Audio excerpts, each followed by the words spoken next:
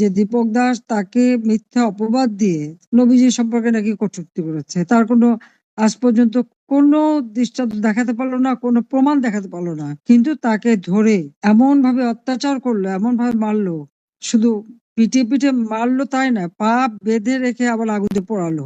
এরা কি মানুষ? ওদের চেহারাটা মানুষ দেখলো যে এরা কত বীভৎস, কত জঘন্য, কত নোংরামি। কোথার দিকে এই দানবরা আসছে বাংলাদেশে, কাদেরকে খাওয়া পড়া মানুষ করলাম সেটাই আমার এখন চিন্তা। এটা খুবই কষ্টদায়ক, আমার সান্ত্বনা দেওয়ার ভাষা নাই। আমরা বুঝি আপনাদের কষ্ট, আর কেউ বুঝি না বুঝলে আমি বুঝি।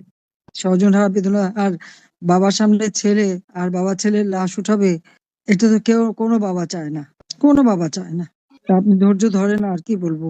আসি, বেঁচে যখন গেছি, যত দূরেই থেকে আমি আছি আপনাদের সাথে, আপনাদের পাশেই আছি।